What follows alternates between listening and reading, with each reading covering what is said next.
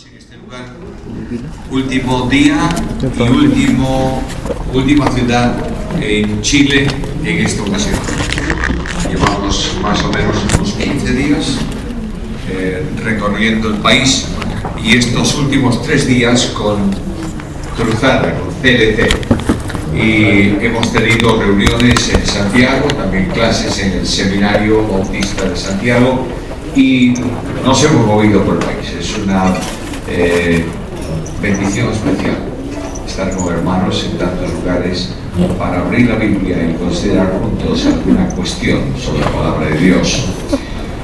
Para aquellos que no me conocéis demasiado y no conocéis tampoco a Susana, mi esposa Susana está trabajando conmigo en el ministerio en Vigo y acompañándome en los viajes, y yo estoy en el pastorado de la iglesia más antigua evangélica de la ciudad de Vigo, una iglesia que está cumpliendo este año 140 años y que es de lo primero que se ha fundado de mundo evangélico en el noroeste de España.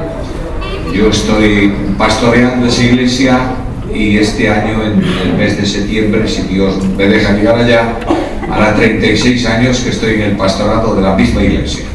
Por tanto, yo conozco la iglesia y la iglesia me conoce a mí. Nos llevamos muy bien los dos. Y estoy asumiendo la responsabilidad del Ministerio Internacional, del Departamento del Ministerio Internacional de la Iglesia, visitando distintos países en el mundo. Otra de mis actividades tiene que ver con enseñanza bíblica. Últimamente estoy dejando directamente el aula, aunque de vez en cuando sí voy, para ocuparme de la Escuela Bíblica de Escrituras online, y estoy en el Departamento de Teología Sistemática. De manera que esa es otra de mis actividades, además de la literatura. Como sabéis, estoy terminando por fin el comentario griego-castellano del Nuevo Testamento, que es una obra en 20 volúmenes. Cuando comenzamos esa obra hace, no sé, 8 años o 10 años, tal vez algo más, 10 años por ahí, estoy preguntando al responsable de CLC en el área y me dice con la cabeza, 10 años, muy bien. Cuando empecé esa obra estábamos hablando con el departamento editorial de CLIE empezamos a hablar de la obra y yo dije, para hacer un comentario más del Nuevo Testamento hay excelentes comentarios, ¿para qué uno más? A no ser que hagamos un comentario con un análisis crítico del texto griego y traducción nueva del texto griego y además del interlineal, por tanto, también con el aparato crítico. No debía haber hecho eso nunca, porque si alguien me pidiera que la empezara de nuevo, le diría que no. Hablamos de espacio, de volumen, de páginas, de literatura, etcétera, etcétera, etcétera. Bueno, unas 15.000 páginas, por ahí un poco más. Ya hemos superado las 22.000 en lo que hay y seguimos caminando. Quedan 5 libros solos para terminarlo y después de eso espero dejar los dedos de escribir guardados en otro lugar y dedicarme a otro aspecto del ministerio. Nuestra iglesia en Vigo envía saludos para todos vosotros. Los hermanos están orando por este tiempo de ministerio y el próximo domingo, si podemos llegar a Vigo, mañana saldremos para allá y estamos en Vigo, tendré que predicar en la iglesia el domingo y tengo que dar un informe a la iglesia de lo que ha ocurrido durante el viaje, de modo que hablaré del tiempo en Viña de Mar y estaremos orando por vosotros. Gracias por la invitación, gracias por vuestro afecto. Bueno, el tema de hoy tiene que ver con la necesidad, yo diría la necesidad de predicar la palabra. Y llamo vuestra atención como fondo a un texto muy conocido de la carta segunda de Pablo a Timoteo, segunda epístola de Pablo a Timoteo, capítulo 4, y leo de ese capítulo los primeros 5 versículos. Dice así la palabra del Señor: Te encarezco delante de Dios y del Señor Jesucristo, que juzgará a los vivos y a los muertos en su manifestación y en su reino, que prediques la palabra, que instes a tiempo y fuera de tiempo, redarguye, reprende, exhorta, pero notad de qué manera, con toda paciencia y doctrina. Porque vendrá tiempo que no sufrirán la sana doctrina, sino que teniendo comezón de oír se amontonarán maestros conforme a sus propias concupiscencias y apartarán de la verdad el oído y se volverán a las fábulas. Pero tú sé sobrio en todo, soporta las aflicciones, haz la obra de evangelista, cumple tu ministerio. Pablo es un hombre que ama la Biblia. Y Pablo es un hombre que durante el ministerio como apóstol en la fundación de iglesias predicó la Biblia.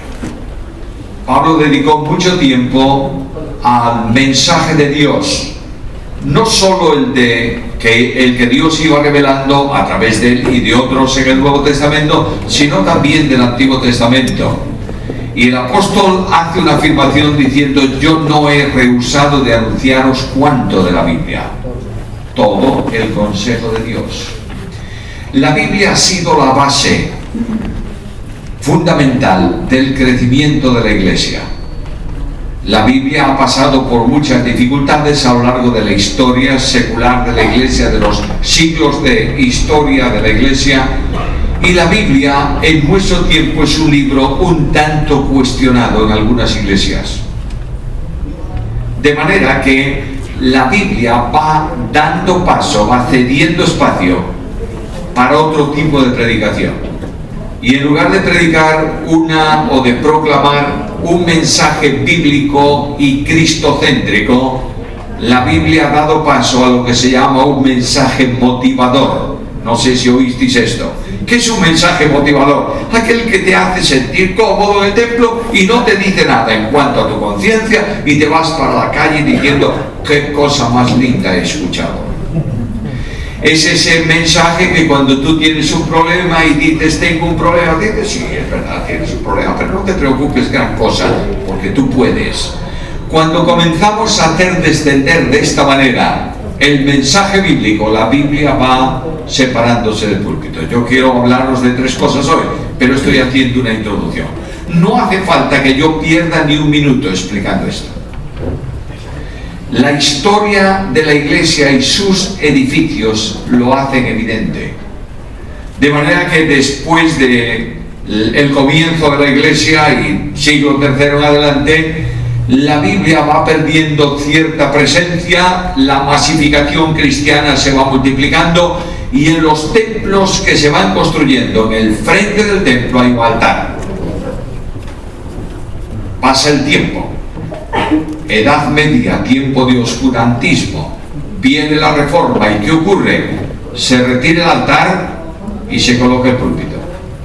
Y a lo largo de los siglos posteriores a la Reforma, de los tiempos posteriores a la Reforma, el púlpito ocupa el lugar de honor, digamos así, dentro del mundo evangélico.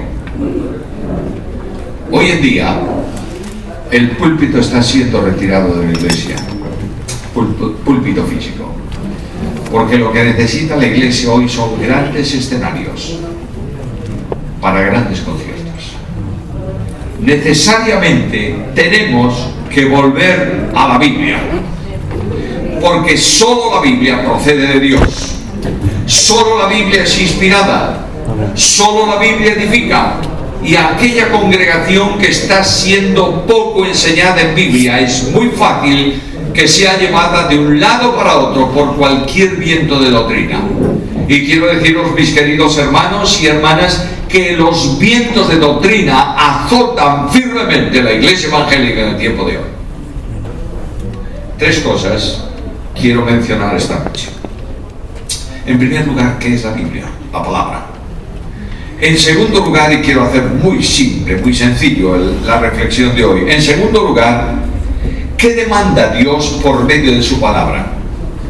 Y finalmente, ¿cuál es mi responsabilidad? Primeramente, la palabra. Notaréis que Pablo escribe en este último escrito apostólico a Timoteo y le dice: mira, Timoteo, yo te pongo bajo juramento delante de Dios y del Señor Jesucristo, que va a juzgar a los vivos y a los muertos, y te encargo una cosa sola: que prediques la palabra.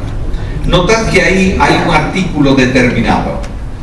Los artículos determinados en castellano, en griego también, pero en castellano definen concretamente algo. No es lo mismo que yo diga predica una palabra que diga predica la palabra. Cuando Pablo dice predica la palabra, está diciendo que no hay otra palabra como esta.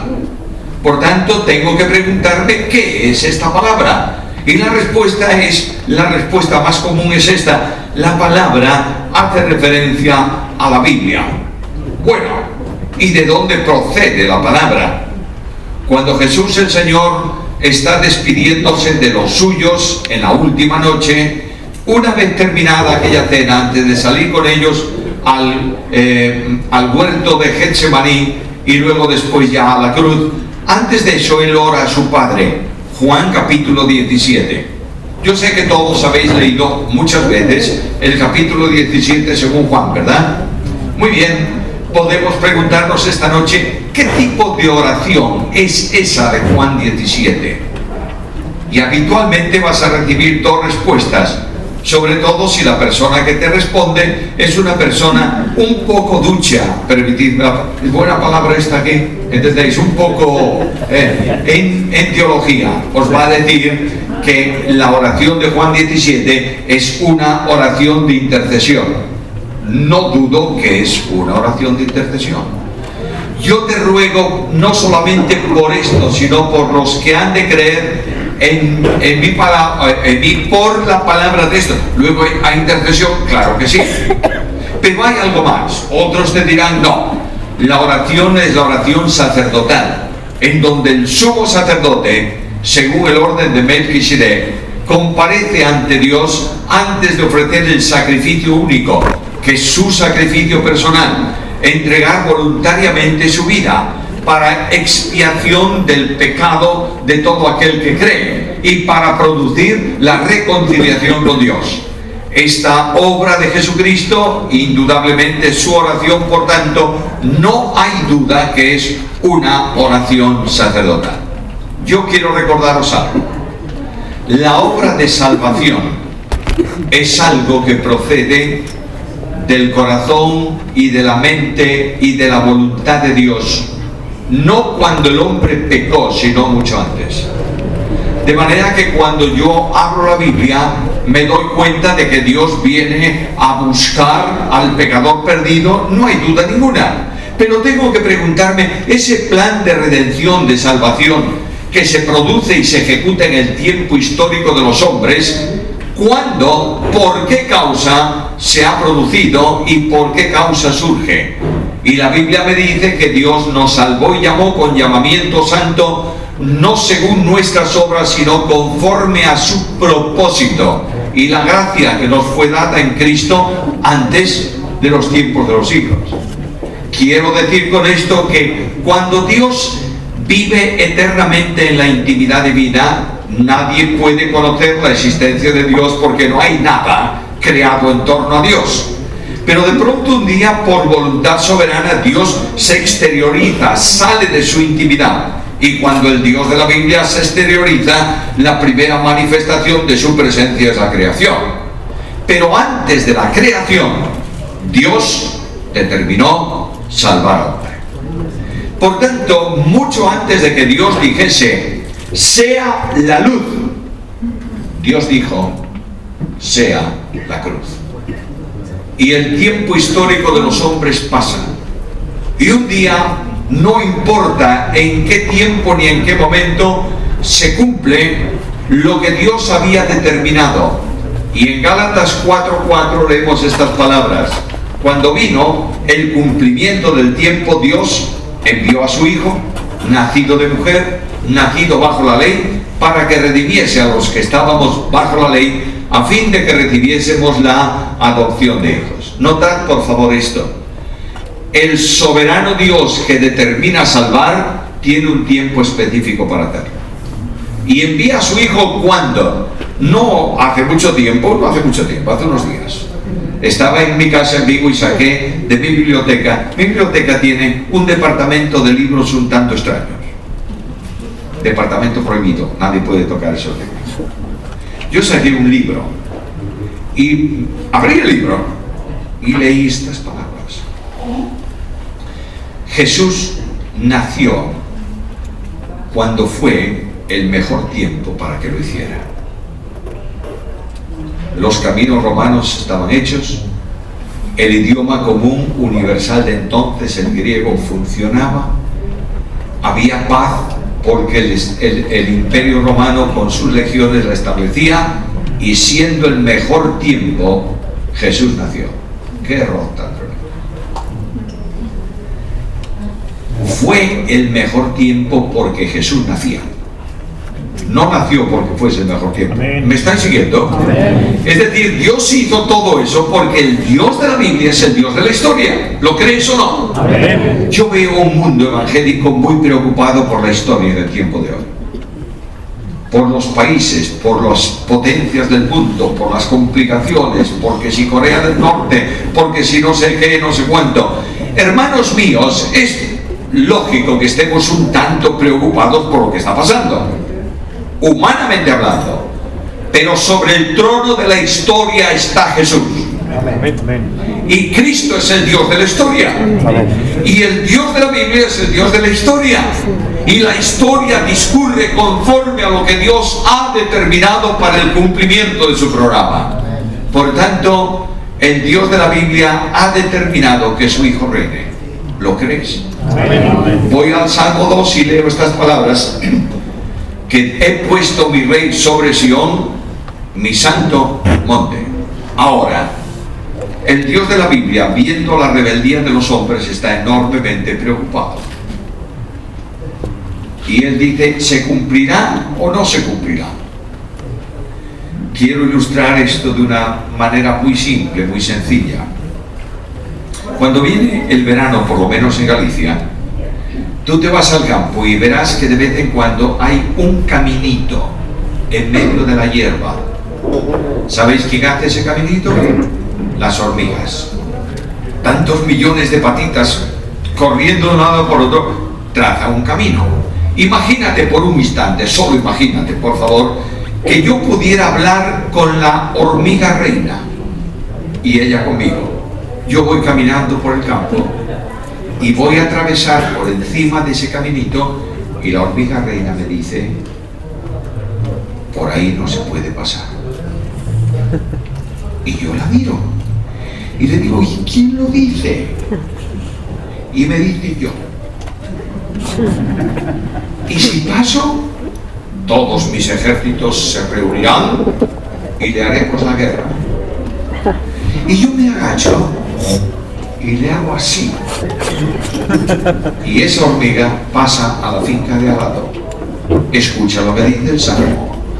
Los príncipes, los reinos de la tierra se juntan a una contra Jehová y contra su ungido, diciendo, rompamos sus cuerdas, echemos de nosotros sus coyuntas. ¿Y qué dice el salmista? El que habita en los cielos se reirá y el Señor se burlará de ellos. Hermanos míos, la Biblia es el libro que revela a este Dios. El Dios de los cristianos es un Dios pequeñito, muy chiquitín. El Dios de los cristianos pide por todo, suplica por todo, ruega por todo, y muchas veces, casi siempre, se va defraudado. No es ese mi Dios. Mi Dios es soberano. Amén. Y este admirable Dios no ruega por nada. Escucha a Pablo predicando en su nombre ante los atenienses. Dios manda ahora a todo hombre en todo lugar que se arrepienta, no pide, porque Dios es soberano. Este Dios tiene una única palabra. Cuando Cristo ora, y vuelvo a enlazar con Juan capítulo 17, cuando Cristo ora, hace un énfasis marcado en dos grandes principios que son principios vitales para la Iglesia. Primero, cuando Cristo ora, la oración de Cristo es esencialmente una oración de rendición de cuentas. ¿Cómo vino Cristo al mundo? Como el siervo. ¿Para qué? Para servir. y dar su vida por todos. Y de pronto, en Juan 17:3 lees estas palabras: Padre, he acabado la obra que me diste que hiciese. Y este siervo que va a concluir la obra dialoga con su padre sobre el resultado que va a traer esa obra. De manera que él le dice: Padre, mira, hablemos de esto, porque muchos van a creer en mí. Por tanto, hay un pueblo nuevo que se levanta, salvo por gracia mediante la fe. Y yo quiero decirte cómo quiero que sea ese pueblo. Y comienza diciéndole, y os invito a que lo hagáis con calma, yo no voy a parar esta tarde en hacer un bosquejo de ese capítulo 17, simplemente os invito a que lo leáis con calma. 10 cosas pide Cristo al Padre en relación con la iglesia. Y le dice a su padre: Padre, yo no quiero un pueblo religioso, yo quiero un pueblo con vida nueva. Y dice: la vida eterna es que te conozcan a ti, el único Dios verdadero, y a Jesucristo, a quien tú has enviado. Pero luego, un poco más adelante, Cristo dice a su Padre: Padre, yo no quiero un pueblo fragmentado, yo quiero un pueblo unido. Y habla de unidad. Y le dice al Padre: mira, Padre, no una unidad religiosa cualquiera que un día se enfadan y unos van por un lado y otros van por el otro. Quiero una unidad semejante a la nuestra en el seno trinitario, yo en ellos y tú en mí, para que sean uno, como también nosotros. ¿Te das cuenta de esto? La iglesia de Cristo, el programa de Cristo, el proyecto de Cristo para la iglesia no es fundar iglesias de denominación, es edificar su única iglesia. Todo aquel hombre o mujer, esté donde esté y se llame como se llame, que ha creído en Cristo por la fe y es salvo por gracia, es mi hermano en Cristo. ¿Lo entiendes? Estamos en un momento de fragmentación evangélica tremenda. Y hay personas que no hablan con otras personas simplemente porque se congregan en una iglesia con un nombre distinto al suyo. Eso es luchar contra la unidad del Espíritu en el vínculo de la paz. Y Cristo hace reflexionar, y Cristo está llamando, la Biblia está llamando hoy al mundo evangélico a manifestar una verdadera unidad espiritual, no un ecumenismo integracional, sino una unidad que descansa en Cristo, se afirma por el Espíritu Santo y se compatibiliza a través de la Biblia. ¿Me estáis entendiendo? ¿La Biblia tuya es la mía o no? Bueno, puedes tener unas versiones distintas, pero al fin y al cabo es la Biblia, ¿verdad? Muy bien. Si tenemos la misma verdad, sigamos la misma regla. Ahora, cuando Cristo habla de palabra, que es el segundo gran elemento de aquella oración de Jesús, insiste continuamente en un término: les he dado tu palabra. Y le dice: santifícalos en tu verdad. Tu palabra es verdad. Insiste nuevamente en esto. Luego, lo primero que yo tengo que entender esta tarde es que la Biblia es esencialmente ¿qué cosa? La palabra de Dios. ¿Lo crees? Es la palabra procedente de Dios. Ahora, cuando yo me voy a la Biblia, me doy cuenta que esta palabra, esta revelación de Dios, ha sido dada a lo largo de tiempo en una manifestación progresiva de lo que Dios es. La Biblia no se escribe para que tú sepas religión, se escribe para que tú escuches a Dios. La Biblia no se escribe para darte ideas teológicas, que indudablemente las contiene, te da para que tú puedas conocer a Dios y vivas reverentemente de acuerdo con esa revelación y con ese conocimiento. Ahora, cuando yo voy a la Biblia, pregunto cómo se ha escrito la Biblia? Y me contesta el escritor de la carta a los Hebreos en el capítulo 1 y versículo 1. Muchos lo sabéis de memoria. Dios, habiendo hablado en muchos tiempos, de muchas formas, de muchas maneras, a los padres por los profetas, en estos postreros días nos ha hablado por el Hijo. Este artículo determinado, el Hijo, en ese versículo, es una necesidad idiomática del castellano, pero no está en el texto griego. De manera que lo que me dice es que después de haber revelado todo a través de la Biblia, de los escritos bíblicos, finalmente habló absoluta, total, plenaria, no puede decir nada más, por medio de un discurso que se llama Hijo. Ahora yo quiero que reflexionéis un poquito en esto. Cuando tú piensas algo y quieres expresarlo, ¿con qué lo expresas? Con palabras. De manera que yo voy a ponerte un ejemplo.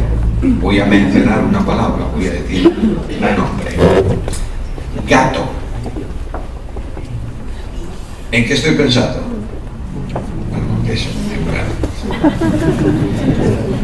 ¿Y en qué gato? Bueno, ahora te voy a decir, un gato con mucho pelo. Entonces todos los otros gatos que no tienen mucho pelo no están, los dejamos a un lado. Y yo te voy a decir, gato con mucho pelo, de color rayado, así medio dorado, medio rojo. Ah, entonces no son. A última hora, para que tú sepas en qué gato estoy pensando, tengo que darte ideas, palabras y más palabras, amontonar una tras otra, y al final, ¿tú sabes exactamente en qué gato pienso? No. Tienes una idea muy aproximada, pero el único que sabe en qué gato estoy pensando soy yo. ¿Me entiendes? Cuando Dios piensa, cuando la mente eterna de Dios piensa, no importa en qué cosa, cuando determina, cuando se expresa, cuando origina, cuando produce, cuando crea, solamente hay una palabra que define lo que Dios piensa y lo que Dios es. Y esa palabra es el Verbo eterno de Dios. Fíjate que a Cristo se le llama el Verbo de Dios encarnado.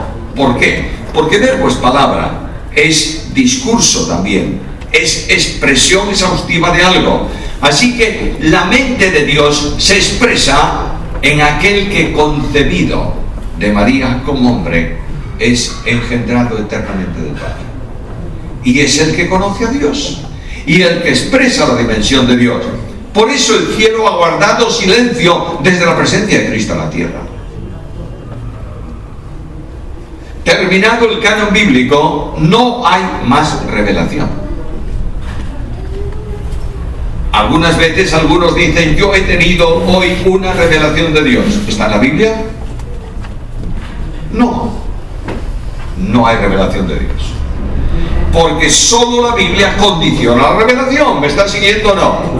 Por tanto, la palabra de Dios, Dios ha hablado a través de personas a lo largo del tiempo y ha utilizado para revelarse, para revelar ese mensaje, visiones, se ha manifestado en sueños, ha usado traslaciones, ha hablado por ángeles, y Dios mismo ha escrito una parte de la Biblia con su mano. ¿Sabéis cuál? Las tablas de la ley. La gran pregunta es, ¿qué persona divina escribió las tablas de la ley? Y la Biblia dice que Dios escribió esas tablas, dice Éxodo, por el dedo de Dios. ¿Y quién es el dedo de Dios? Bueno, ¿quién? Bueno, me voy al Nuevo Testamento. No hace falta hacer investigaciones y responder con nuestra idea. Me voy a la Biblia. Y Jesús dice a los fariseos un día, yo echo fuera demonios por el Espíritu Santo. Pero el paralelo de ese pasaje dice, yo echo fuera demonios por el dedo de Dios. ¿Quién es el dedo de Dios? El Espíritu Santo. Por tanto, aquí tenemos una enorme dimensión de lo que es la Biblia. La Biblia, hermanos míos, es un escrito único. Diferencias sociales de los autores es evidente. Yo abro mi Biblia, libro de Génesis, Éxodo, Levítico, Números y Deuteronomio, está escrito por un estadista. Un hombre criado en el palacio imperial más grande de aquel tiempo.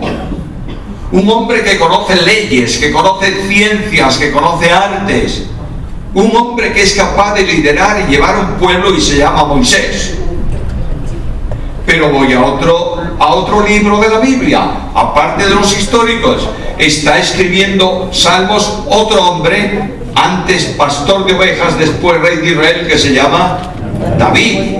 David tiene una sensibilidad especial en sus escritos, pero hay un hijo suyo que es, según dice la Escritura, el hombre más sabio del mundo, que se llama Salomón. Y voy más adelante. No voy a recorrerme todos los autores de la Biblia, más o menos 37, 38, puede ser que 40 autores, y llego a uno que es de la clase más baja del pueblo y que me dice que es boyero y recogedor de cabrillos. Es un profeta. Y este profeta no puede compararse en cultura social con los reyes de Israel, ni con Moisés. Pero avanzo un poco más y abro el Nuevo Testamento y me encuentro que están escribiendo pescadores del mar de Galilea. Y voy un poco más allá y descubro que hay un médico que está escribiendo un evangelio y también el libro puente entre Antiguo y Nuevo Testamento, que es el libro de Hechos. Y sigo un poco más allá y encuentro una larga colección de epístolas escritas por un rabino convertido, fariseo de fariseos, hijo de fariseos, hombre tradicional, pegado a la ley, cumplidor de la ley. ¿Quién es? Pablo. Y así sigo por la Biblia y pregunto, desde el primer libro, el libro de Job, hasta el último libro.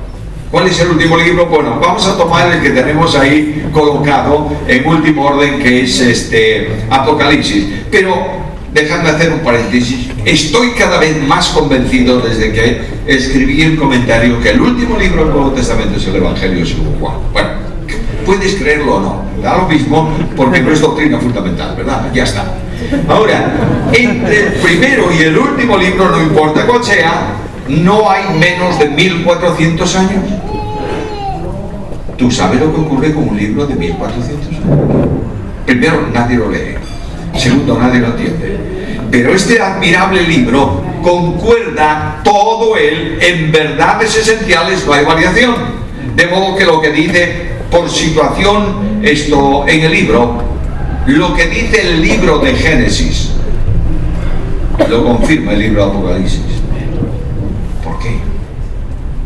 Porque ninguna profecía fue traída por voluntad humana, sino que los santos hombres de Dios hablaron siendo inspirados por el Espíritu Santo. La Biblia me dice algo que tengo que tener muy claro. La Biblia es un escrito inspirado por Dios. ¿Lo crees? ¿Lo predicas? Si tú crees que es el escrito inspirado, ¿lo predicas? ¿Todo? ¡Qué silencio! Bueno, es evidente que no se está predicando la Biblia, toda la Biblia. Ahora, cuando yo pregunto ¿qué es eso de inspirar? En cuanto a la Biblia responde diciendo dos cosas acerca de inspiración.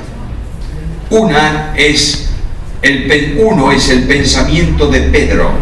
Acabo de citar su texto.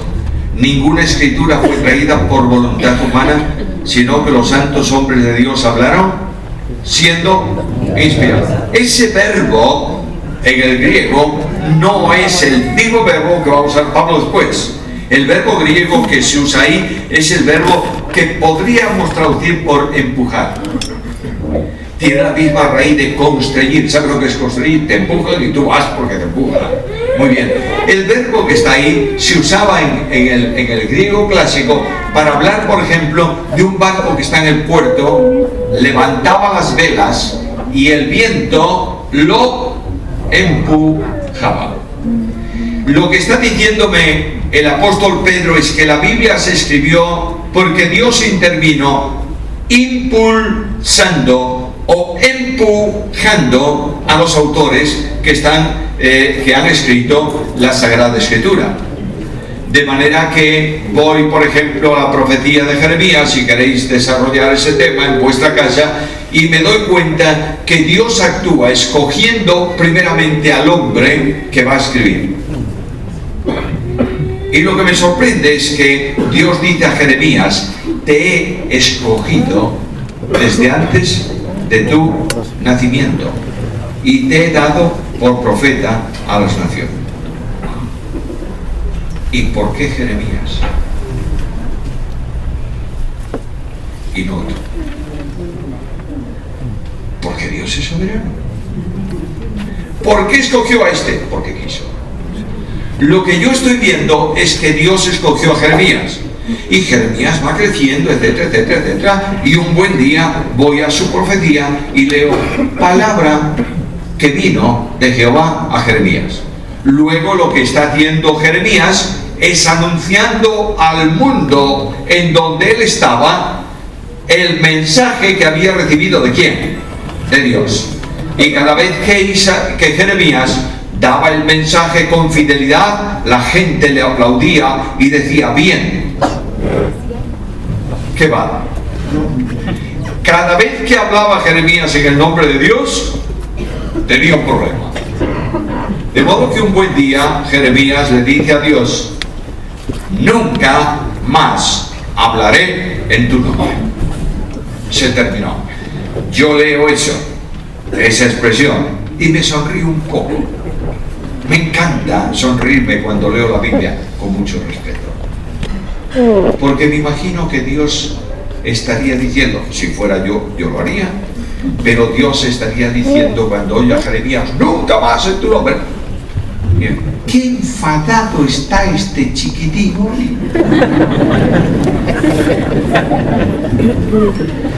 Pero Jeremías, ¿no sabes tú que yo te he escogido para que seas profeta?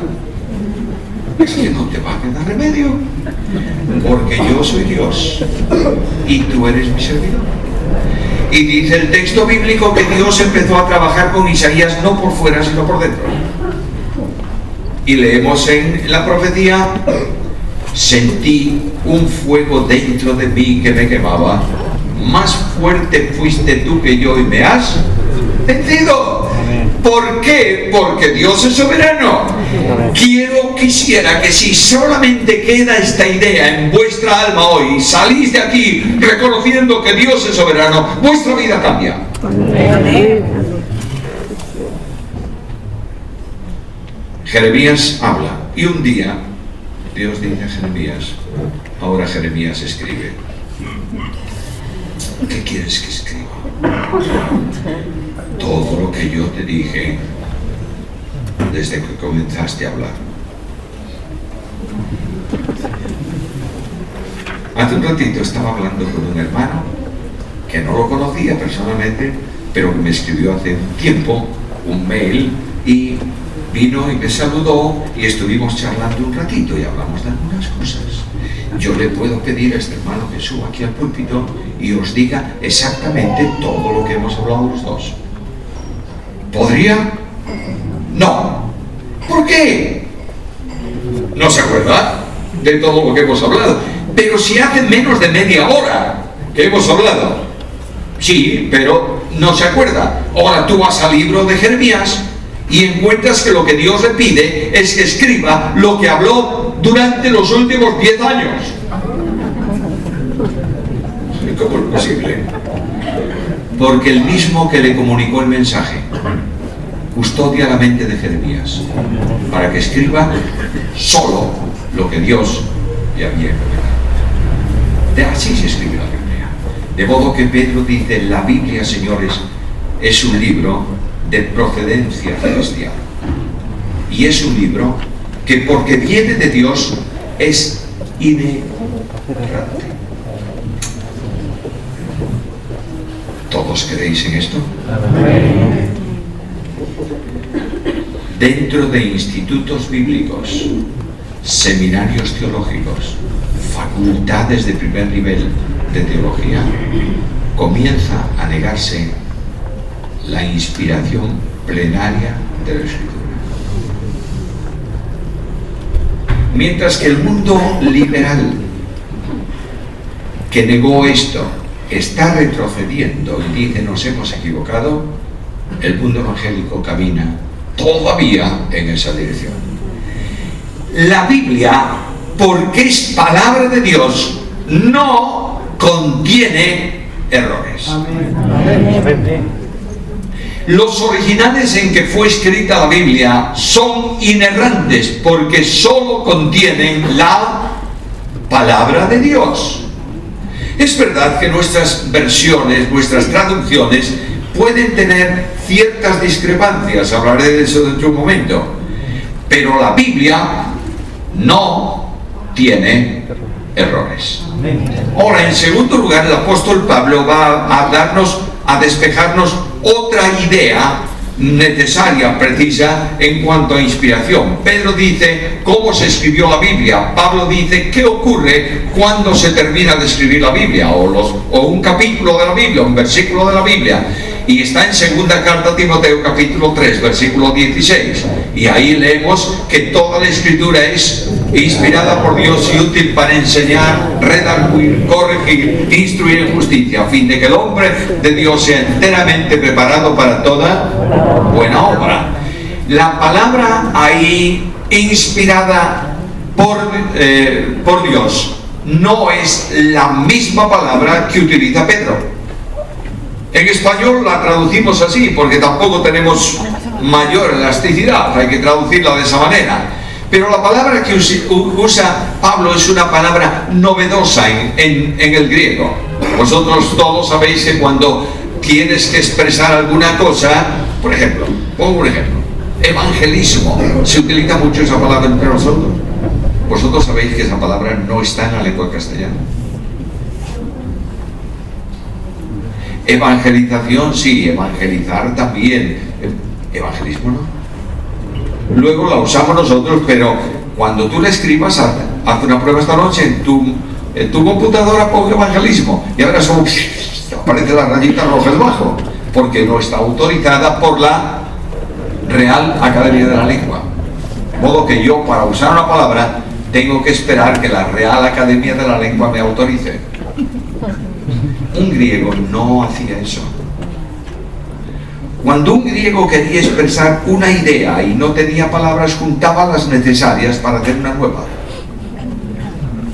De manera que ahí lo que estoy leyendo directamente, traducido al pie de la letra, es que la escritura fue soplada por Dios. Ahora, cuando tú abres tu Biblia y lees el capítulo 1 del libro de Génesis, descubres la creación del hombre, ¿verdad?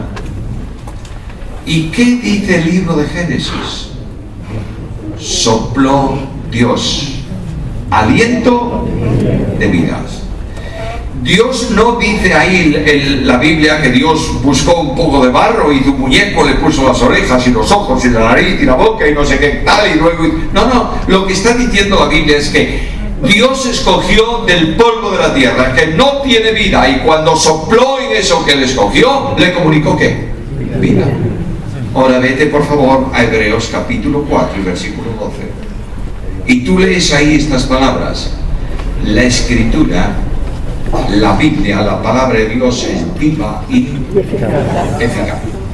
Ahora ese adjetivo, eficaz, tampoco traduce la totalidad de lo que sería necesario para traducir el adjetivo griego. Necesitaríamos por lo menos dos: eficaz y eficiente. ¿Qué diferencia hay entre eficaz y eficiente? Bueno, yo salí hace 15 días de España y me vine a Chile. este verano en España, yo salí del verano y me vine al invierno. Este verano en España es excepcionalmente caluroso. Yo vivo en el noroeste de España, en el norte de España, y ahí en el norte de España, en verano, en pleno verano, un día de calor, de mucho calor, 27, 28 grados. Pero este año, en nuestra ciudad, llegamos a 38. De modo que yo me salgo de aquel calor y me vengo al calor del chileno, al frío chileno. Y el otro día hacía un frío en Santiago. Hacía un frío. De modo que como tampoco había demasiada calefacción en algunos lugares, yo me enfrío y me agarro ¿qué? Un catarro. Y tú vienes, me encuentras en la calle y me dices, mira, hay algo muy bueno para el catarro, ¿sabes lo que es? Un vaso de leche bien caliente con bastante azúcar y una pastilla de aspirina. Bueno, dicen que eso es eficaz, yo no lo sé. Y yo me voy a la farmacia y me compro me compro una caja de aspirinas y me la llevo y la pongo en la mesilla de noche, en la mesilla de luz para que no se me olvide, y al otro día tú me encuentras en la calle y me preguntas ¿qué tal vas? Y yo te digo peor. Y tú me dices, pero vamos a ver, ¿no es eficaz la aspirina para el catarro con la leche caliente? Dicen que sí, yo lo sé. Y yo te diría, sí, es eficaz, pero solo es eficiente si la tomas. ¿La tomaste? No, es muy eficaz, pero no es eficiente. Por tanto, cuando tú vas a la Biblia es siempre eficaz y eficiente, actúa. De modo que me dice la Biblia, no lees la Biblia, no pienses que no vas a tener responsabilidad, te van a pedir cuentas por eso. La lees, tienes que vivir de acuerdo con la Biblia. La Biblia es un libro que como palabra de Dios no solo es inerrante, es autoritativo. No hay nada que tú puedas imponer a la Iglesia como norma de fe y de conducta que no esté en la Biblia.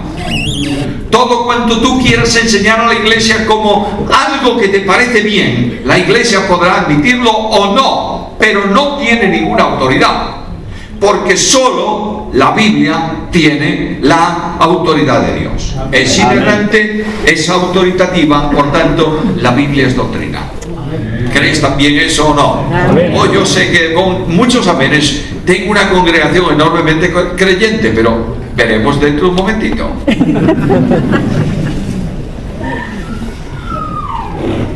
Doctrina.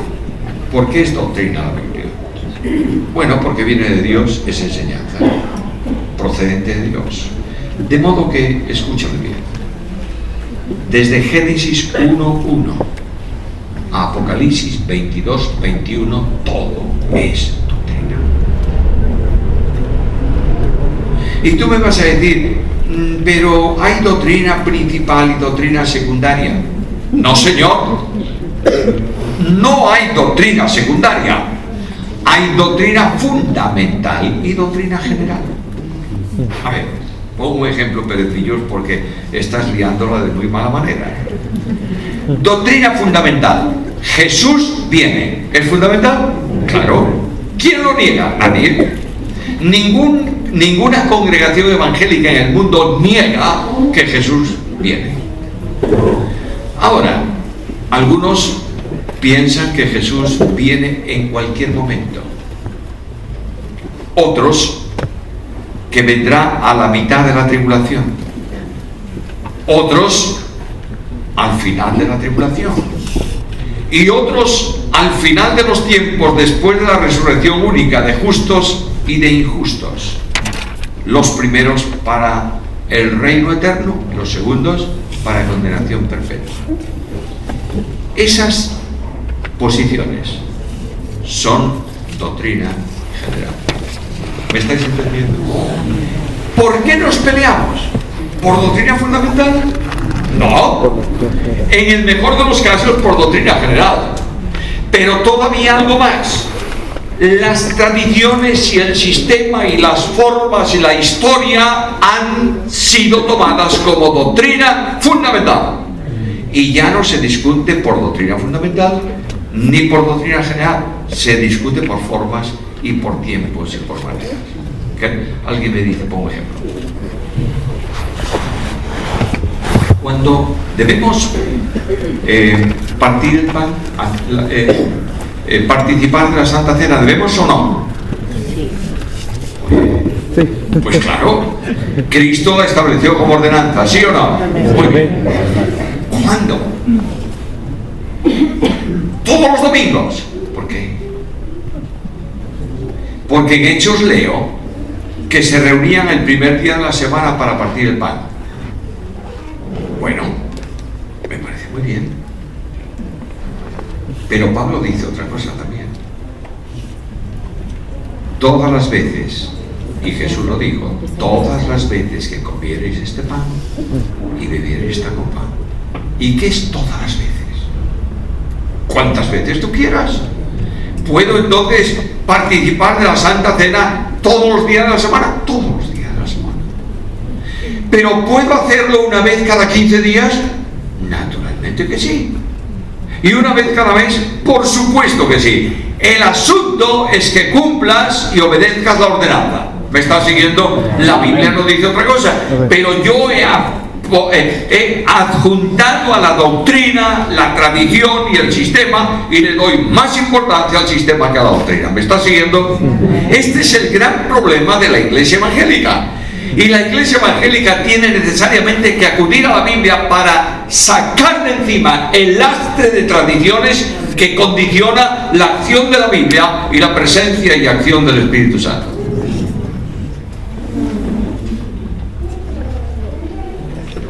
La Biblia es la base de la enseñanza para los creyentes y era la base de la enseñanza de Jesús. Es más, no puedes predicar el Evangelio sin predicarlo con la Biblia. Hoy en día tenemos un Evangelio muy curioso. Yo le llamo el Evangelio light. ¿Sabes lo que es una cosa light? Este es un invento de los ingleses. Coca-Cola. ¿Y qué es Coca-Cola light? Es la misma Coca-Cola, pero te hace 2 veces daño. Entonces lo mejor que puedes hacer es tomarte la Coca-Cola normalita. Ya que te envenenas, se envenena bien, ¿no? Al revés. Coca-Cola light, café light, no sé qué light, todo es light. Mantequilla. Mi esposa Susana, que me cuida muchísimo y sabe que yo no debo tomar grasa, ella me ve y yo me sonrío cuando me hablan de grasa y ella se mete conmigo y me dice: te sube solamente con lo que te gustaría comer grasa, ya te subió el colesterol. Y me trajo un paquetito, un cacharro, un bote, mantequilla light. Y yo leí allí en las instrucciones y me dice: mantequilla sin grasa. Mantequilla sin grasa. No es mantequilla. Porque la mantequilla es justamente la grasa de la leche, ¿o no? Estamos en un mundo light y tenemos un evangelio light. ¿Qué significa? No hablemos para nada de que el hombre no quiere saber de Dios, porque se va a enfadar conmigo. Quiero decirte que la Biblia me dice que el hombre no busca a Dios. Y quiero decirte que a lo largo de toda la Biblia, el primer hombre que pecó, que fue Adán, ¿qué hizo Adán? ¿Buscar a Dios para pedirle perdón? ¿Qué hizo? Se escondió. ¿Y quién buscó a Adán? Dios. ¿Y qué dice Isaías en el capítulo 53? Todos nosotros nos descarriamos, cada cual se apartó. ¿Y qué dice Pablo en Romanos 3, versículo 10? No hay justo ni a uno, no hay quien entienda, no hay quien que busque a Dios. Y porque el hombre no busca a Dios a consecuencia de su condición pecaminosa, es Dios que vino a buscarlo. Y en Lucas 19:10 leo estas palabras: el Hijo del Hombre vino para buscar y salvar lo que se había perdido. Quiero decirte que no hay ningún hombre que se salva por saberse perdido. Solo se salva el que se siente perdido. Por tanto, yo no puedo engrandecer al hombre en la predicación del Evangelio. Tengo que decirle que es una persona perdida eternamente. ¿Y qué es eso de perdido eternamente? ¿Qué significa? Voy a decirlo con palabras muy sencillas, muy claras. El hombre que muere sin Cristo se va al infierno. ¿Se habla de infierno hoy en la predicación? No. Y quiero decirle al hombre que la única forma de salvación es por gracia, mediante la fe. Y que la fe y la gracia es el regalo de Dios. Y que Pablo dice en Efesios capítulo 2 versículos 8 y 9: porque por gracia sois salvos por medio de la fe. Y esto, neutro, no es de vosotros, es un regalo de Dios, no es por obras, para que nadie se gloríe. Entonces, mis queridos hermanos, el Evangelio de la gracia presenta la cruz de Cristo como instrumento mediante el cual Dios cancela la responsabilidad penal de aquel que cree. Pero quiero decirte que sin esa cruz no hay salvación. ¿Mencionamos la cruz? Pablo habla de que el Evangelio es la doctrina de la cruz, la palabra de la cruz. El Evangelio de hoy es un Evangelio lleno de anécdotas, de ilustraciones, de frases elegantes, de no sé qué y de no sé cuánto, y al final una invitación para que el oyente acuda a un Cristo que no estuvo en el mensaje. No es Evangelio. Y ese Evangelio produce convencidos, pero no produce convertidos. Y lo que yo quiero es gente que clama por salvación y recibe el perdón de pecados. El Evangelio es Biblia. ¿Algo más? Sí, hay muchas cosas ahí, pero yo no quiero ocupar más tiempo que el que debo, de modo que estoy saltándome unas cuantas notas. La palabra de Dios tiene que estar presente en el ministerio pastoral de la iglesia. Viene por ahí un hombre y le pregunta a Jesús: Maestro, y le formula una pregunta. ¿Qué dice Jesús? ¿Cómo lees? ¿A dónde lo remitió? La Biblia. Busca la Biblia. ¿Y qué dice la Biblia? Viene un padre en su hogar y le pregunta a su hijo: papá, ¿puedo usar unos pantalones con agujeros en las rodillas? No. ¿Y por qué? ¿Por qué no? ¿Y por qué no? ¿Por qué no me gusta? Bueno. Puede ser que no te guste, pero hay algún pecado que lo use. ¿Dice la Biblia algo en contra? Por tanto, lo que dice la Biblia al padre es: Padre, no provoquéis a ira a vuestros hijos. Los hijos son una bendición, sobre todo cuando duermen. Es una maravilla. Y hay hijos que tienen ciertos momentos, todos hijos. Yo tengo 4. Y tengo 7 nietos, más 6, 13 nietos. Alguien dice: ¿qué le pasa a este hombre? Antes mencionó una esposa, ahora mencionó unos nietos que no son sus nietos. Esto no es que me divorcié. Sí, yo estoy casado con Susana. Él es Susana, misionera de Palabra de Vida, 25 años, 10 años en Chile. Su hijo más pequeño es chileno. Y el esposo de Susana partió para estar con Cristo en un accidente cuando venía de una campaña evangelística. Mi esposa Esther, con la que estuve casado 44 años,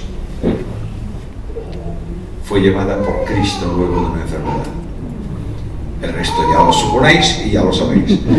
Dios ha permitido que nos casemos los dos y estamos los dos en el ministerio. Y yo no sé por qué salió esto tuyo. Los nietos. Vosotros veis mi necesidad cubierta porque Susana está siempre atenta a qué sería yo y el ministerio mío sin Susana. Pero gracias, Susana.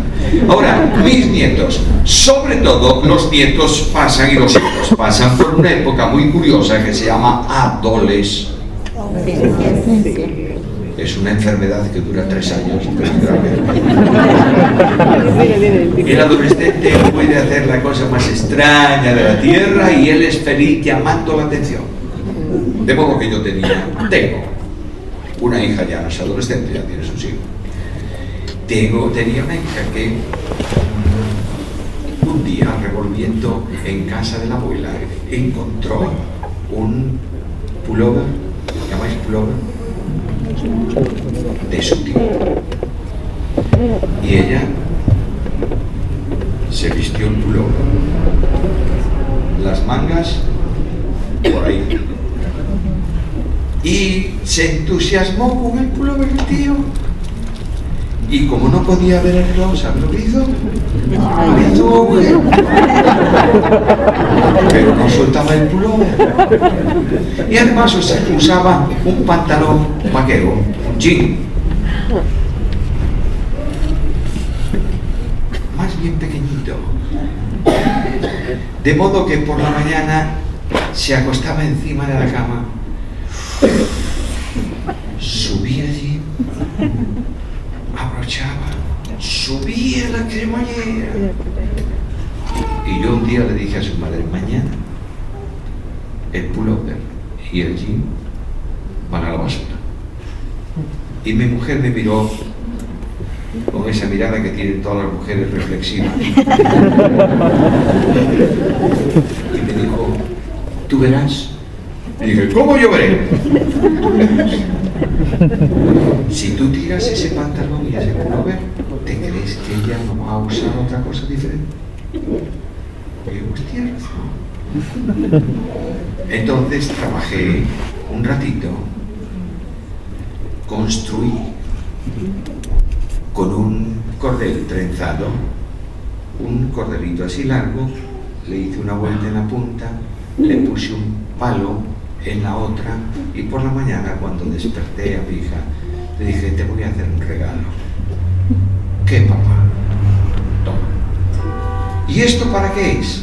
Pues mira, esta vueltita la metes por el agujero de la cremallera y tiras del palo para que no te estropeen los dedos. Y no te importa ni nada. Tú misma, una semana después, no usaba ni el pullover ni el pantalón. ¿Sabes por qué? Porque ya no fastidiaba a su padre. Bueno, estos son los niños. Estas personas, estos nietos, estos hijos tuyos, tienes que llevarlos a la Biblia sin obligarles. Hazle encantadora la Biblia a los niños. No les prohíbas ver el no sé qué japonés, el sonduko, no sé cómo se llama eso por ahí. En la televisión. Déjalo tranquilo, pobrecito niño. Déjalo que vea. Pero una vez que ha terminado ese enanito por ahí de dar piñas y tirar las casas y tal, entonces tú le dices: ¿te ha gustado el sonduko? Sí, muchísimo. ¡Qué fuerte es él! Bueno, escúchame. Te voy a contar de un hombre que tomó las puertas de una ciudad, las echó a los hombros y las subió a un monte. ¿Te gustaría tener esa fuerza? Sí. ¿Sabes quién le daba la fuerza a ese hombre? Detrás de un héroe de la televisión no hay nada. Detrás de un héroe bíblico, ¿quién está? Dios. Uno de los problemas que estamos teniendo en las iglesias en España es que hay niños que no saben historia bíblica. ¿Por qué? Porque sus padres no se han enseñado. Porque la Biblia ha dejado de leerse en las casas. Y antes todos dijisteis amén fuertemente cuando hablé de que si estabais convencidos de que la Biblia es la palabra inspirada de Dios. ¿Estáis convencidos? Entonces somos inconsecuentes si no la leemos. Amén. No voy a preguntar. Primero, voy a preguntar. No pido respuestas públicas, por favor. ¿Cuántos de los presentes tenéis un plan de lectura anual de la Biblia? ¿Cómo anual? ¿Anual? Es decir, que cada año leas toda la Biblia una vez. ¡Oh! Eso es imposible. No. Solamente exige un cuarto de hora, 20 minutos diarios. Nada más. Y lees toda la Biblia. ¿Crees que la Biblia es la palabra de Dios o no? ¿Amas a Dios o no lo amas? Lee su palabra. Los pastores presentes, os respeto y os aprecio muchísimo. Yo estoy en el pastorado de mi iglesia hace 35 años, de la misma iglesia. Sé que el pastorado es un problemilla, muchas veces, ¿verdad? Claro. Es el ministerio más encantador. Aunque te nazcan los pelos blancos, es un ministerio encantador. Hermanos pastores presentes, con respeto lo digo de verdad, amo vuestro ministerio. Predicas toda la Biblia a la iglesia.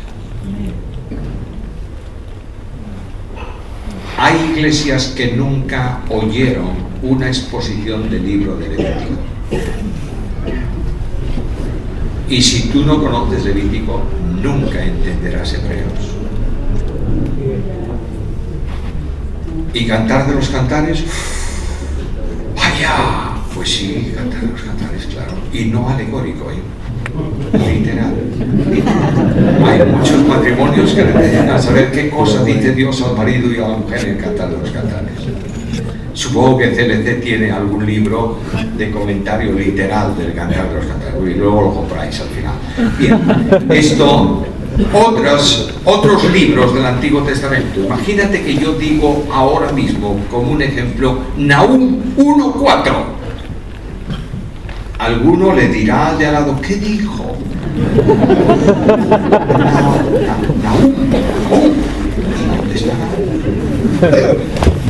Índice, página 704. Llegas a la 702 y pasa a la 705. Porque la 3 y la 4, como no se usaron, nunca están pegadas.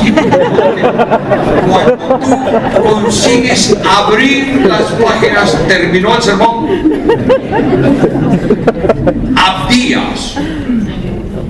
Parecen enfermedades, queridos, más que libros de la Biblia. No se enseña la Biblia a la iglesia. Y la iglesia está debilitada. Conocí a un pastor, lo oí predicar un par de veces. Colosal. Un hombre que pastoreó durante muchos años una de las iglesias más grandes de los Estados Unidos. Este hombre vino al pastorado de esa iglesia de una forma muy curiosa. El pastor de la iglesia murió. También mueren los pastores. Murió el pastor de la iglesia e inmediatamente se convocó una comisión. ¿Para qué? Para buscar un nuevo pastor. Pero el pastor de una iglesia de ese tamaño no es muy fácil encontrarlo. Tiene que ser por lo menos igual que el que murió. Y hay poquitos. Por tanto, hay dos opciones: o buscarlo con calmita hasta que aparezca, o robárselo a otra.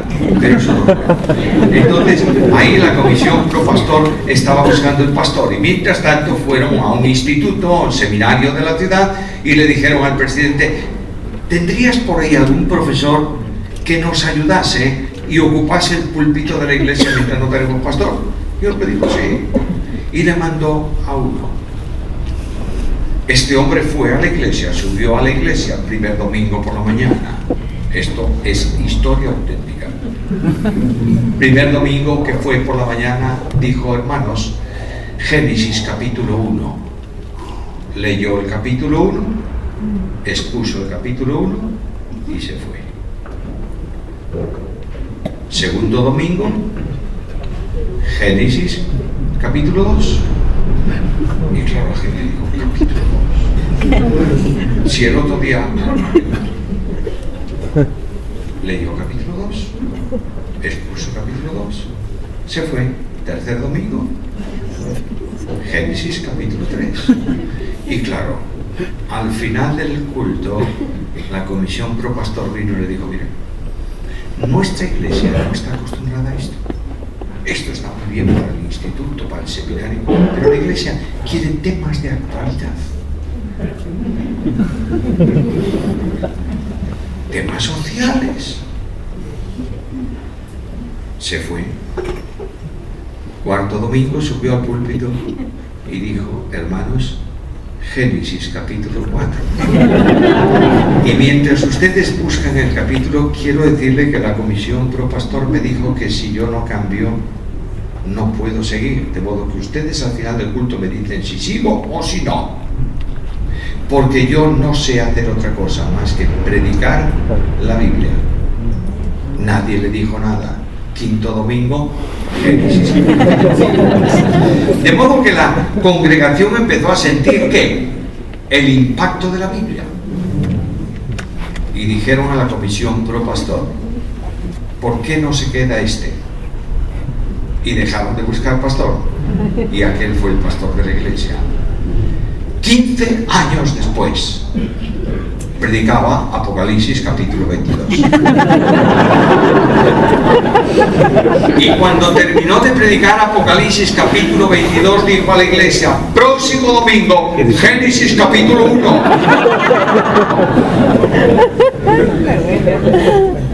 Predica la Biblia. El pastor no está para entretener a la iglesia, está para edificar a la iglesia. Los maestros no están para enseñar historias, están para enseñar la historia admirable de Dios.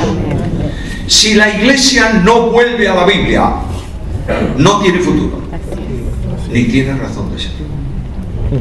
¿Crees que la Biblia es inspirada?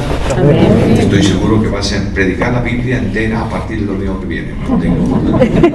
Y vamos a empezar a predicarla por los evangelios, porque la iglesia no está muy acostumbrada. Por lo que empezamos con Mateo. ¿Os parece bien? ¿Mateo? Muy bien. ¿Por qué capítulo de Mateo? ¿Por el 1 o por el 2? No, por el 1, por el 1. Genealogía de Jesucristo, hijo de David, bla, bla, bla, este engendró al otro. No. Vamos a ver. Pues si tú no explicas, si no predicas el capítulo 1, nadie sabe que en la ascendencia de Jesús hay 4 mujeres gentiles. Por eso Jesús está vinculado no solo a judíos, sino también a gentiles. Prediquemos la Biblia. Ahora, la palabra de Dios marca distinciones. De modo que Jesús dijo en la oración al Padre que el creyente será despreciado por el mundo porque el mundo no ama tu palabra. Los cristianos que viven conforme al mundo, conforme a la Biblia, no viven de acuerdo con el mundo y tienen problemas.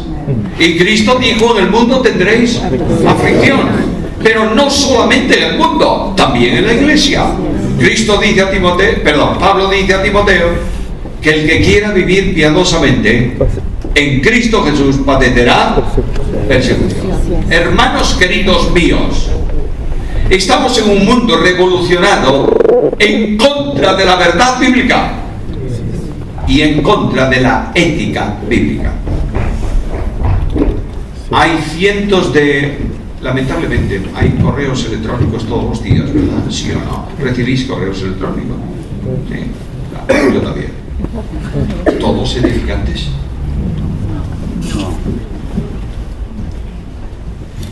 Nueva versión internacional.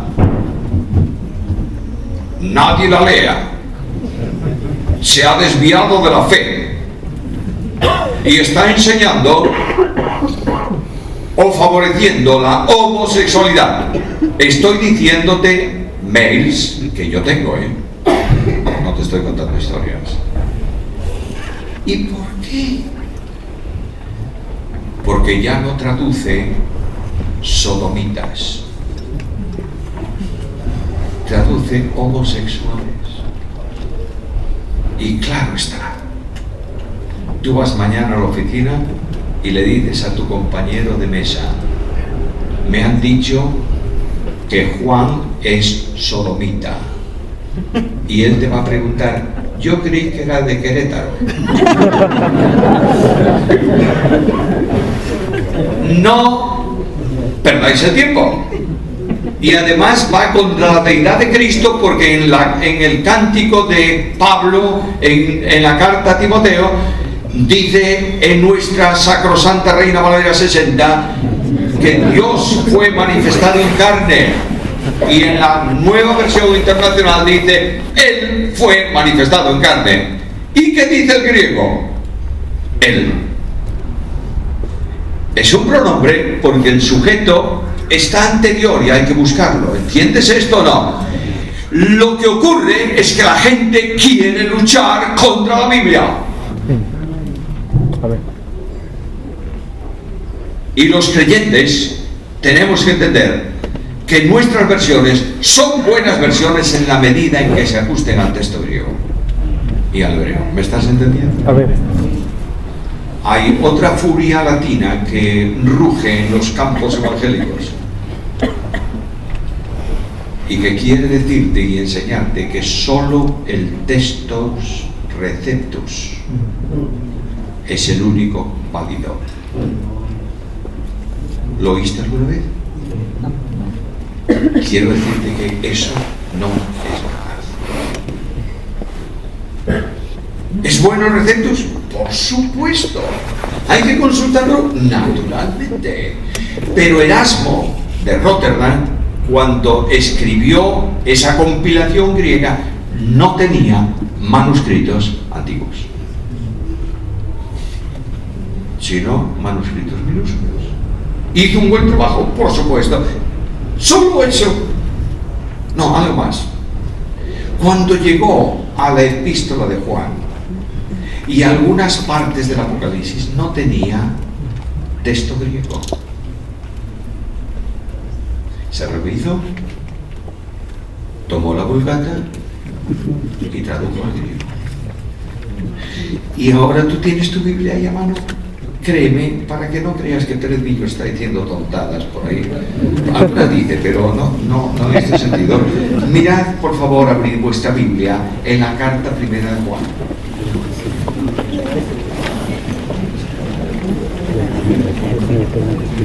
En el capítulo 5 y en el versículo 7. Yo leo el 7 y el 8. ¿Tenéis las Biblias a mano? Bien, seguidme.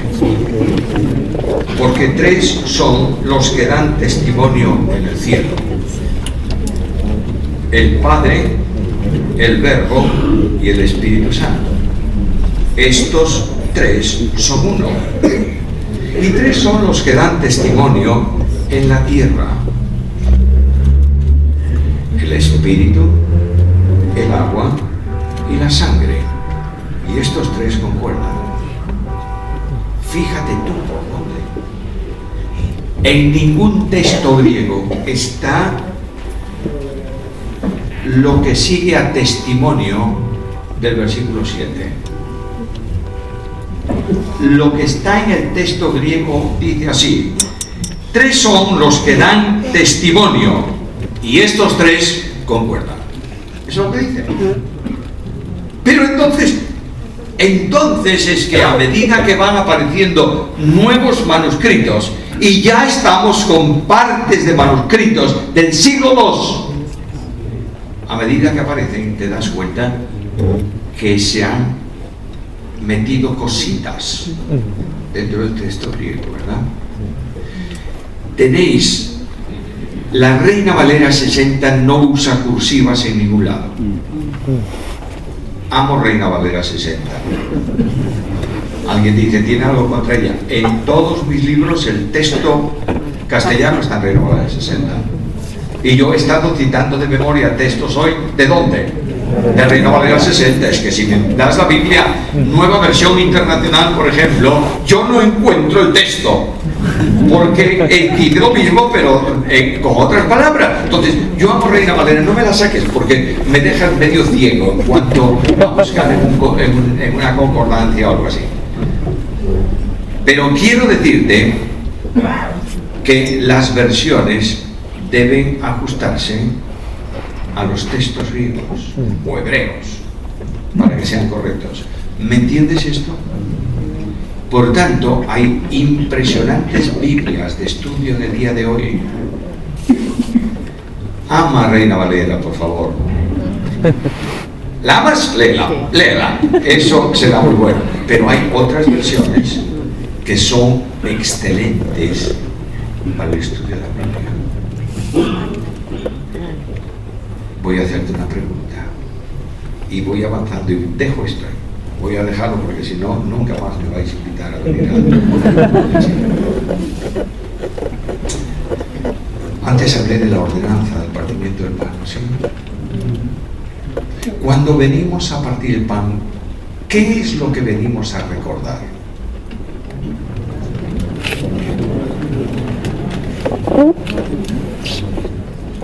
Yo te quiero pedir que me des, por favor, un solo texto en todo el Nuevo Testamento que diga que venimos a recordar la muerte de Cristo. Si me lo das, yo pido perdón. La Biblia dice, la muerte del Señor anunciamos. No es lo mismo recordar que anunciar. Cuando tú recuerdas, conviertes ese magnífico culto en un velorio, porque solo piensas en la muerte de Cristo. ¿Cristo murió? Sí. El pan nos habla de su muerte, por supuesto. El vino de su sangre también. Pero Cristo vive. Amén. Y yo proclamo al mundo, cada vez que parto el pan y participo del pan y del vino, que mi Cristo que murió vive. Amén. Y es muy distinto, ¿entiendes las cosas? La tradición siembra de lastre la doctrina, y hay que limpiar la doctrina, hay que limpiarla de la tradición. ¿Para qué? Para que sea doctrina. Ahora, ya he dicho muchas cosas. ¿Qué demanda la Biblia? Predicar la palabra.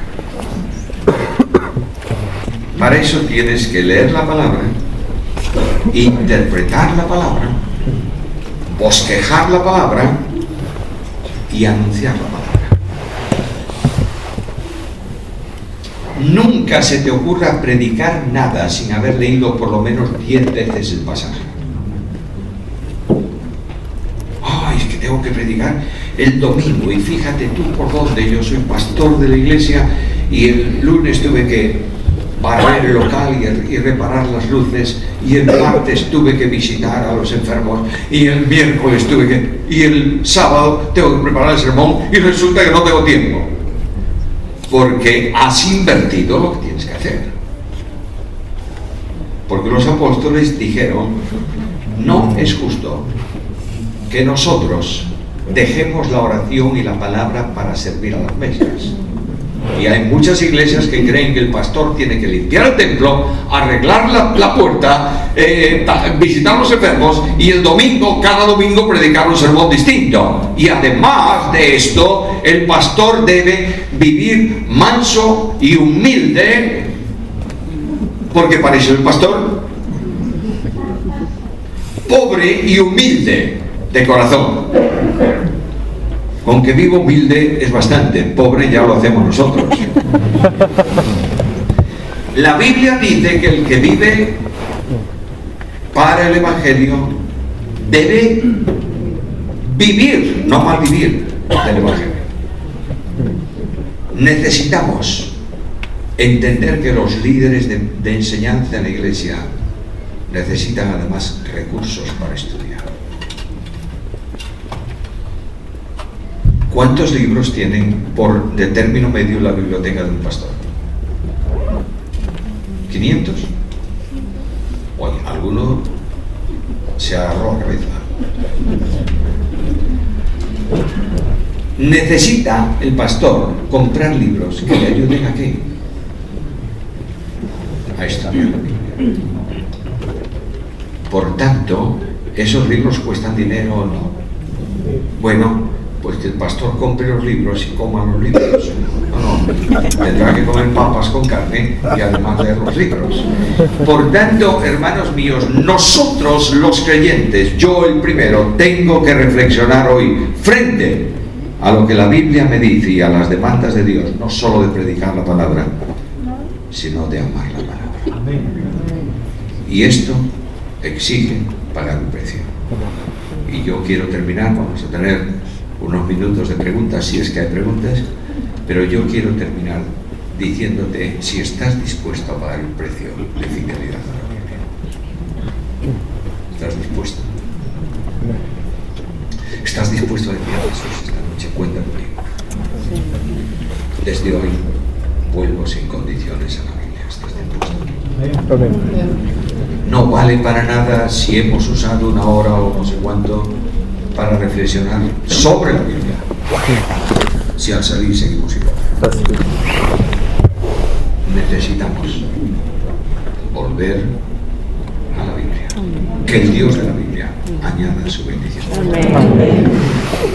No sé si alguien viene para preguntas o hay un micrófono por ahí. Si hay alguna pregunta, no tenemos mucho tiempo, pero si hay alguna pregunta y yo puedo contestarla, pues muy bien. Si no puedo contestarla, no puedo contestarla. Muy bien. Allá hay dos que levantan la mano.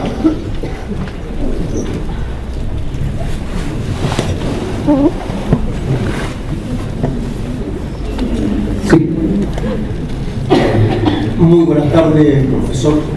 Una consulta. En el contexto de la reforma y de esta vuelta a la palabra, hay una propuesta del profesor biblista Hans de Witt que plantea de que todo el mundo puede ir a la palabra y lo que entienda de ella es mensaje de Dios. De acuerdo a lo que usted ha expuesto en su conferencia hoy, esta palabra tiene que ser entendida, estudiada en su lenguaje, en su contexto histórico, un análisis gramatical, o sea, se requiere de un marco medianamente técnico, una exégesis relativamente dura para llegar a entender el mensaje. ¿Es la Biblia directamente mensaje de Dios para cualquiera que la lee o necesita ser explicada por alguien que entienda bien la Biblia? Ningún reformador dijo que la Biblia debe ser interpretada individualmente, porque la Biblia tiene una sola interpretación. Los reformadores hablaron de libre examen, que es muy diferente. De manera que lo que tenemos que hacer es decirle a los creyentes: examina la Biblia, lee la Biblia.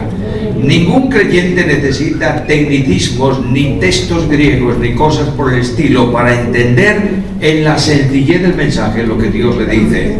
Indudablemente, si hay alguien que técnicamente puede ilustrar a un hermano, hará muy bien. Pero si hay un hermano que nunca en la vida ha tenido ni nociones del texto griego, ni de la hermenéutica, ni de la homilética, ni de cosas por el estilo, ese hermano o esa hermana abre la Biblia y lee la Biblia y Dios habla a esa persona. Ahora, lo que yo quiero decir es que indudablemente los maestros en la iglesia, los pastores en la iglesia, los que tienen que enseñar la Biblia, tienen que formarse para enseñar la Biblia. Pero el creyente lea la Biblia. Por favor, abuelitas queridas, si hay alguna presente y que leéis muy mal el castellano porque habéis tenido un problema de no leer demasiado, lee la Biblia.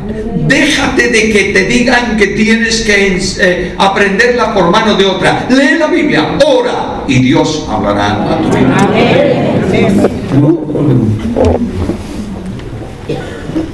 Bueno, primero Dios le bendiga a Pastor Samuel, mucho gusto. Tengo dos preguntas. La primera es, ¿qué texto usted recomienda respecto a predicaciones positivas? Y lo segundo, dio el ejemplo de este pastor en Estados Unidos, que partió predicando capítulo a capítulo de Génesis hasta Apocalipsis. ¿Cuál es la recomendación que usted nos da desde el punto de vista de la predicación constante? Si es recomendable partir por un libro o de manera temática, etc. Repíteme la primera pregunta, perdóname. La primera pregunta es algún texto sobre predicaciones positivas. Bueno, textos sobre predicaciones positivas hay muchos. Buenas hermenéuticas hay muchas. Consejos sobre predicaciones positivas hay muchos. Bosquejos de la Biblia hay muchos. Pero cada uno debe formarse el suyo y usar los materiales de ayuda que le sean necesarios para hacer la labor lo mejor posible. En cuanto a la predicación expositiva, a veces se entiende que predicación expositiva es lo que yo dije al principio, Génesis 1.1, luego 2, 3, 4, hasta Apocalipsis. Esto es una predicación expositiva. Pero puede ser que haya alguno que no termine de ver toda la Biblia y se muera y se va al cielo. Bueno, allí la van a entender entera. Pero sería mejor dar grandes panorámicas de la Biblia, en principio. En nuestra iglesia, por ejemplo, hay un programa que toda la iglesia estudia, conoce la Biblia en 5 años. Ahora mismo estamos haciendo uno para niños, para que en 5 años los niños conozcan la Biblia. Por tanto, quiero decir que cada iglesia adopte el método que sea, pero lo que hay es que predicar la Biblia. Ahora, el pastor dice, no, en lugar de eso, yo voy a hablar de grandes temas bíblicos y voy a hablar hoy de la gracia. ¡Perfecto!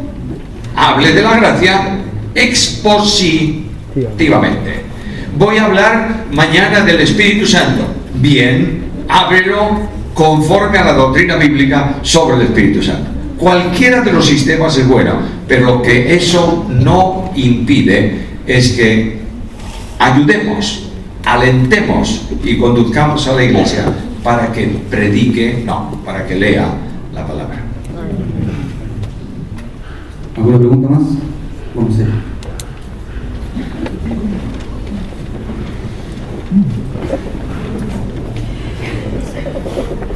Buenas noches, doctor. Usted mencionó hace un momento un texto de 1 de Juan. De 1 de Juan 5, 7 y 8. 7 y 8. En relación a ese texto, usted da a entender que ese texto está adulterado cuando está en la Biblia que nosotros estudiamos, porque también en Mateo 28, 19, el texto en la Biblia que nosotros estudiamos aparece, pero en el original no se encuentra. Muchas gracias. Bueno, el texto de Mateo tiene alternativas de lectura y en algunos códices está, pero este que mencioné de Juan no está. No podemos decir que las traducciones están engañando o pervirtiendo la Biblia, porque están traduciéndonos lo que ellos tenían. Pero no hay duda ninguna que algunos textos de estos han sido incorporados a algún original, no a todos, originales no, manuscritos, no a todos, desde lecturas marginales. Un hombre está copiando un texto griego y de pronto descubre que ahí hay que hacer una reflexión y en el margen pone una llamada y pone la reflexión. Tiempo después, alguien incorpora la reflexión al texto y tenemos un texto que tiene parte del texto bíblico y parte de la reflexión, ¿me entendéis? Por tanto, hay un trabajo fantástico actual que todos los que estudian a fondo la Biblia necesitan tenerlo, y es lo que se llama la crítica textual, no la alta crítica, la crítica textual. La alta crítica es la crítica del no. Eclesiastés no lo escribió Salomón. ¿Y quién lo escribió? Un judío sabio entre los dos testamentos. ¿Y dónde está eso? ¿Cuál evidencia hay? Ninguna. Bueno, estos autocríticos son un problema serio. Déjanos. Cada vez que tú veas alta crítica o crítica, déjalo. Lo mejor que puedes hacer es ponerlo debajo de la silla si se mueve y ya está.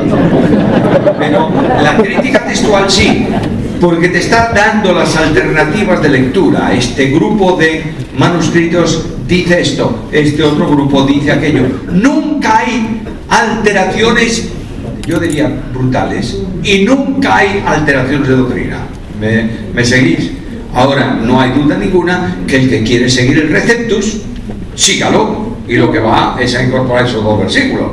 Pero si alguien busca el texto más firme de la recopilación de manuscritos griegos, que es el Nestle Aland, especialmente la 28ª edición, va a encontrar con que ahí le indicará que eso no está ahí. Tenemos necesidad de olvidarnos de una sola línea textual de manuscritos, porque estamos avanzando mucho en manuscritos más antiguos. Y antes mencionaba que ya hay parte del Evangelio de Marcos y parte del Evangelio de Juan en unos códices recientemente encontrados del siglo II.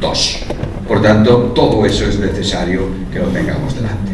Pastor Samuel, ¿una o dos preguntas más? Una, sí. Una. Buenas noches, Pastor Samuel. Mi consulta es si puede ahondar un poquito con el tema de la importancia de inculcar en la congregación, a los miembros de la iglesia y a los creyentes específicamente, el tema de la inerrancia de la Biblia, ya que, como usted decía, es bastante preocupante de que ciertos seminarios y ciertos lugares se esté poniendo en cuestión lo que es tan importante y una enseñanza fundamental para el cristiano como es la inerrancia de las Escrituras. No solo la inerrancia de la Biblia, las doctrinas fundamentales. Las 9 doctrinas fundamentales deben ser enseñadas permanentemente a la iglesia. Pongo un ejemplo, y nuestra iglesia no es ejemplo para nada, es una iglesia. Nosotros tenemos un manual con las 9 doctrinas fundamentales que habla también de inerrancia y que se llama ¿Qué creemos?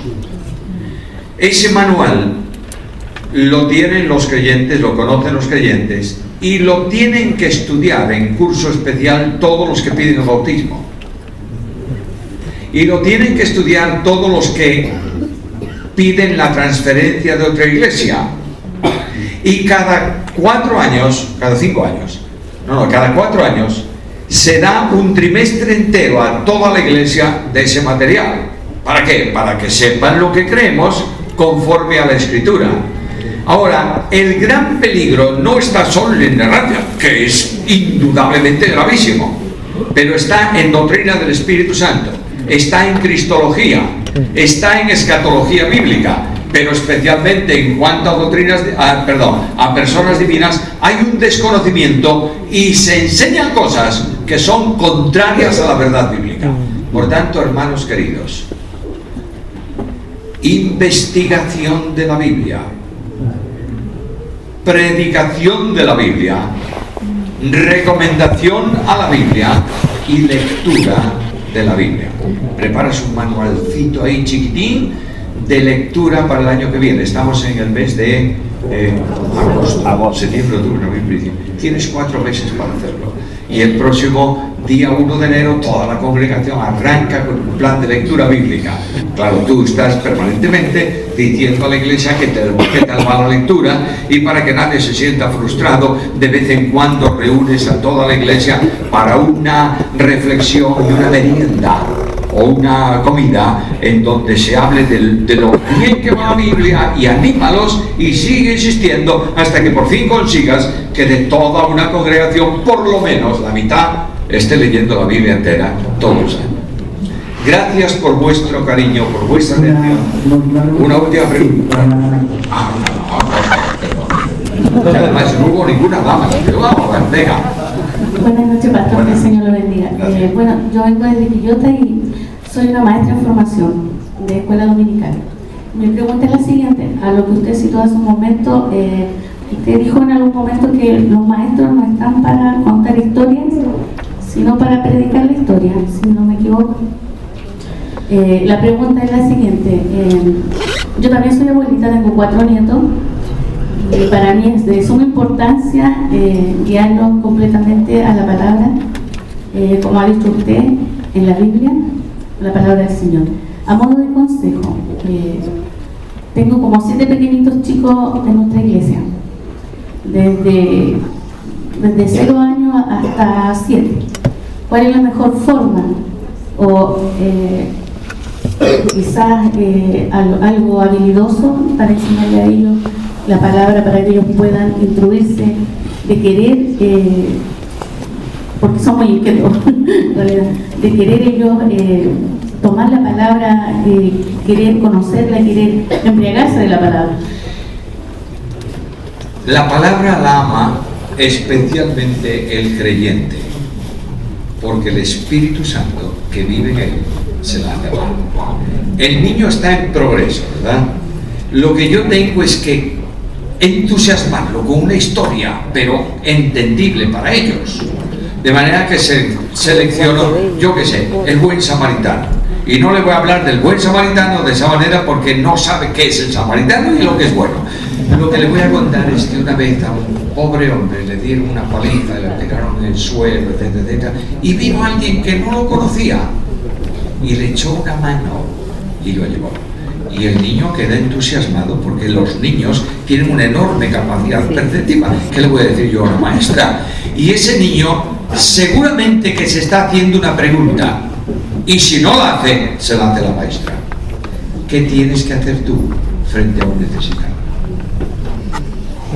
Y vamos generando interés en los niños y vamos a ver. Cuando haya necesidad de ilustrar algo en la vida cristiana y no tenemos una historia bíblica para eso, no hay ningún problema en contar una historia misionera o una historia real, no un cuento chino,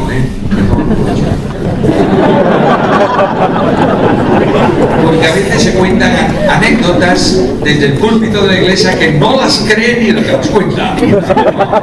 Eso es una tragedia. No cuentes fantasías, pero hay cosas muy claras de historias actuales en donde Dios ayuda y tal, y podemos ir haciéndolo y adaptándolo para los niños conforme a las necesidades. Un niño cada 2 años hasta los 12 años debe cambiar de sección, porque un niño de 6 años no tiene la misma capacidad, o al revés, un niño de 3 años no tiene la misma capacidad que de 6. Luego tenemos que buscar para que los niños, a medida que se vayan progresando, orar por el niño y ser ejemplo para el niño. Dios.